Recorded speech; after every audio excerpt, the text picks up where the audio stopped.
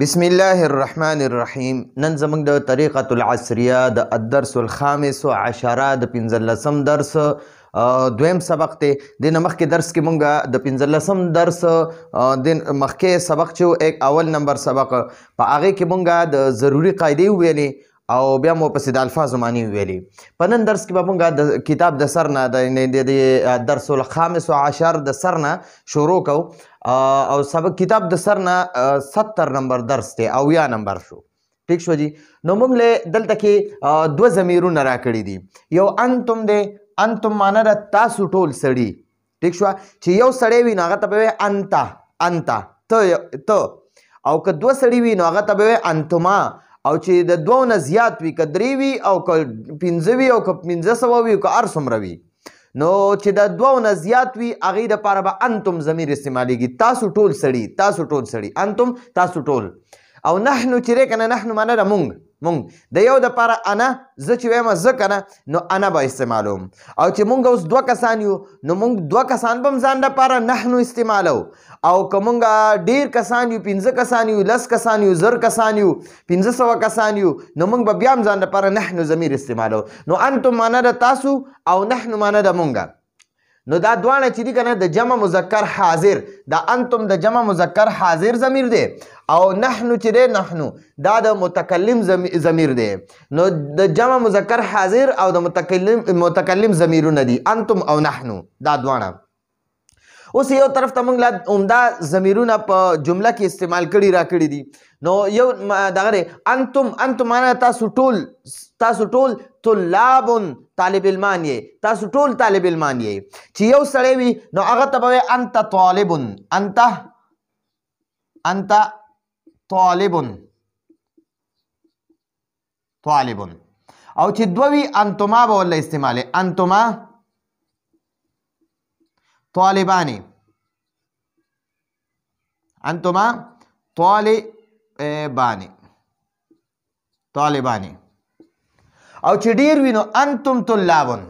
د یو دپاره انت طالبون، ته طالب علم یې. د دوو دپاره انتما طالبانی، تاسو دواړه طالب علمان یې. او د ډیرو دپاره راځي انتم طلابون، انتم طلابون یا انتم طلبتون. طلبتون او طلابون دواړه جمع استعمالیږي. انتم طلابون تاسو ټول طالب علمان یې. انتم اوس د دوو نه زیات هلکان دي ما ته مخې ته ناست دي یا 15 دي او زه هغې ته وایم انتم طلابون. چې یو وي زه ورته وایم انت طالبون، دوو ته وایم انتما طالبانې، او درې وي یا زیات وي هغې دپاره وایم انتم طلابون، تاسو ټول طالب علمان یې. اوس دغلته کې دی انتم مجتهدون. مجتهد معنا ده محنت کوونکی، محنت کش، محنتي کس چې څوک ډېر محنت کوي نو هغه ته مجتهد وایي. مجتهدون یو محنت کوونکی سړی، مجتهدانې دوه محنت کوونکي سړي، او مجتهدونه ډېر محنت کوونکي سړي. نو انتم مجتهدونه تاسو ټول محنت کوونکي سړي یې، تاسو ټول محنت کوونکي یې، تاسو ټول محنت کوونکي سړي یې. نو دا یو دپاره راځي دا یو کس ته ډېر محنت کوي، زه درته وایم انت مجتهدون، ته محنتي. او دوه شو نو زه ورته وایم انتما مجتهدانی، تاسو دواړه محنتیان یې. او چې ډېر شو، درې شو یا زیات شو، نو زه ورته وایم انتم مجتهدونه. نو دا انتم مجتهدونه دا دی. ٹھیک شوه. تاسو ټول محنت کوونکي یې یا تاسو ټول محنتي سړي یې، تاسو ټول محنتي یې. اوس دا دی انتم مسلمونه، تاسو ټول، انتم تاسو ټول، مسلمونه مسلمانان یې. ٹھیک شو. نو چې یو سړی دی دا اوس ماته یو سړی مخې ته ناست دی، زه ورته یم انت مسلمون، ته مسلمانې، انت مسلمون ته مسلمانې. چې دوه شو انتما مسلمانې، تاسو دواړه مسلمانان. او چې درې یا زیات وي نو انتم مسلمونه، نو انتم مسلمونه تاسو ټول مسلمانان یې، تاسو ټول مسلمانان سړي یې. ښه، دې خو اوس موږ له د سوال جواب راکړی دی. دلته یې رانه تپوس کړی حل. حل معنا د آیا، مونږ پښتو کې وایو آیا. زه تا نه تپوس کوم حل انت مسلم، آیا ته مسلمان یې؟ اردو کې وایي کیا تم مسلمان ہو. تپوس چې کوي آیا ته مسلمان یې، ته مسلمان یې. مونږ داسې چا نه تپوس کوو که نه، مونږ خو ډایرکټ وایو ته مسلمان یې، انت مسلم یا هل انت مسلم، ته مسلمان یې. او چې دوی نو هغې ته وایي هل انتما مسلمان، آیا تاسو دونوں مسلمانان یې، کیا تم دونوں مسلم ہو، مسلمان ہو. او چې ډیر وي نو هل انتم آیا تاسو ټول مسلمون مسلمانان یې هل انتم مسلمون آیا تاسو ټول مسلمانان یې هل انتم مسلمون آیا تاسو ټول مسلمانان یې نو جواب یې راکړی نعم نعم او جی نحنو مونږ مسلمون مسلمانان یو نعم نحن مسلمون او جی مونږ ټول مسلمانان یو نعم او جی نحنو مونږ ټول مسلمون مسلمانان یو چې کله دینه مخکې درسونو کې مونږ د دوو دپاره د دوو کسانو دپاره نحنو استعمال کړو او دلته اوس د دوو نه زیاتو دپاره مونږ نحنو استعمالو اوس رانه بیا تپوس کوي هل انتم آیا تاسو ټول پاکستانیان یې نو جواب ورله مونږ ورکو نعم او جی نحنو مونږ ټول پاکستانیان یې هل انتم اوس د یو کس نه تپوس کوم دا یو کس ته زه ترې تپوس کوم هل انت آیا ته پاکستانیون هل انت پاکستانیون آیا ته پاکستانی اوس دوه شو دوه زه د دې دوو نه تپوس کوم هل انتما پاکستانیان آیا تاسو دواړه پاکستانیان او چې د دوو نه زیات شو دا اوس زیات دي د دوو نه نو دی دپاره وایي هل انتم پاکستانیون یو دپاره پاکستانیون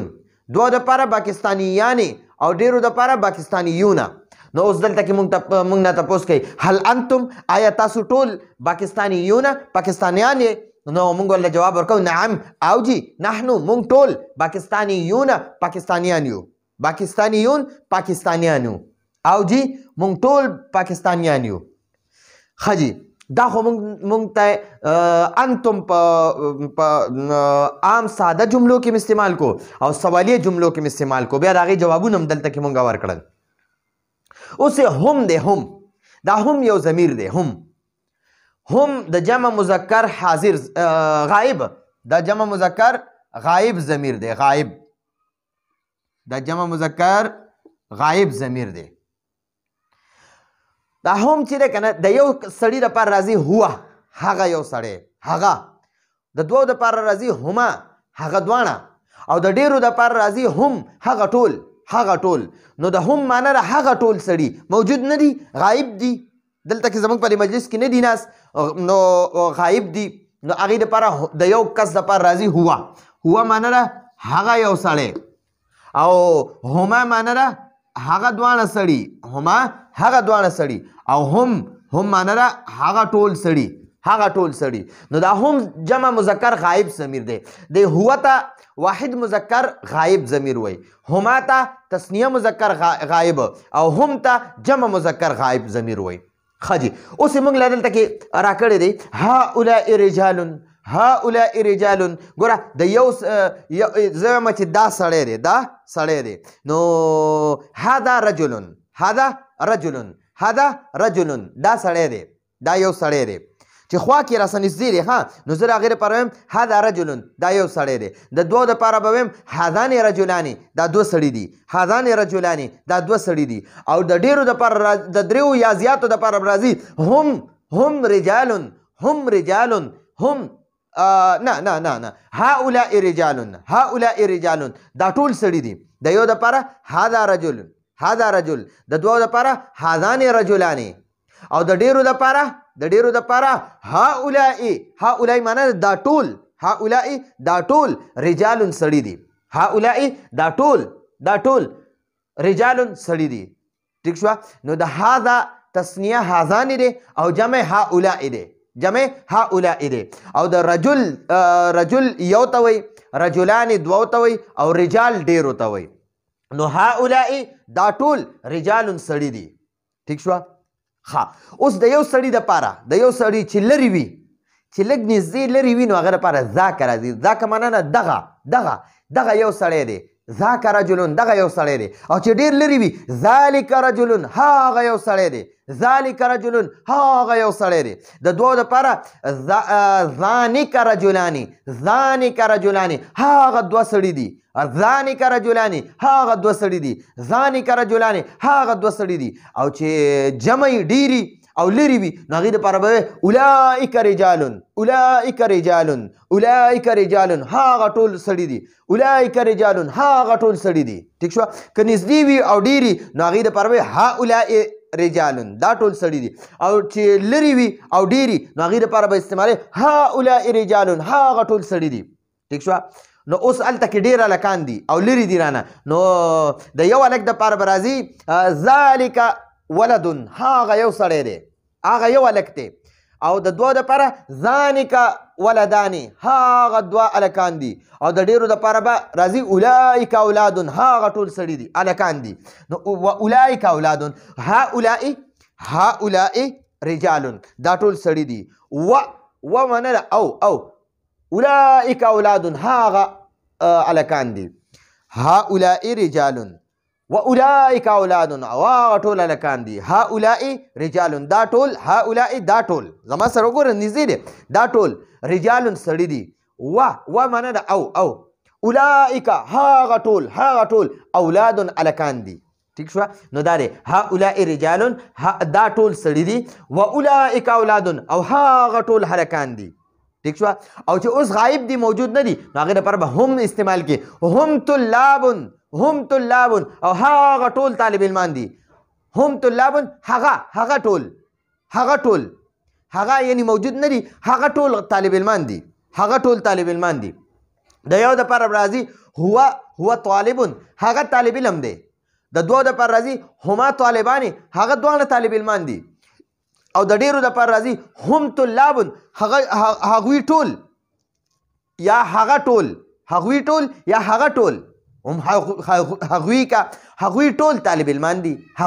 طالب علمان دي موجود نه دي غایب دي نو موږ د هغوی تذکره کوو نو هغوی ټول طالب علمان دي نو دا موږ سره هم طلاب شو اوس رانه سوالونه کوي وایي من اولئک د یو کس یو سړی دی او لرې دی چې یو سړی وي نږدې وي نو من هذا دا څوک دی د دوه دپاره من هذانی دا دواړه څوک دي د ډېرو دپاره من هؤلاء دا ټول څوک دي او چې یو کس یو لرې وي نو هغه دپاره به تپوس کې من ذلک هغه څوک دی د دوه دپاره من ذلک هغه دواړه څوک دي او د ډېرو دپاره به راځي من اولئک هغه ټول څوک دي نو دلته یې رانه تپوس کړی من اولئک هغه ټول څوک دي من اولئک هغه ټول څوک دي نو جواب یې راکړی اولئک هغه ټول هلکان دي بیا یې رانه تپوس کړی دی اوس د غایبو باره کې تپوس کوي هل معنی ده کیا اردو کې وایي کیا موږ پښتو کې وایي آیا هم هغه ټول چې موجود نه دي غایب دي هغه ټول طلبتون طالب علمان دي زه تاسو نه تپوس کوم هل هم طلبتون آیا هغه ټول طالب علمان دي د یو کس باره کې چې تپوس کې چې غایب وي نو هغه دپاره به تپوس کې من هو نه هل هو طالب آیا هغه یو کس طالب علم دی چې موجود نه دی هغه طالب علم دی هل هو طالب آیا هغه طالب علم دی د دوه دپاره به هل هما طالبانی آیا هغه دواړه طالب علمان دي چې موجود نه دي غایب دي او د ډېرو دپاره به راځي هل هم طلبتون آیا هغه ټول طالب علمان دي هل هم طلبتون آیا هغه ټول طالب علمان دي یا هغوی ټول طالب علمان دي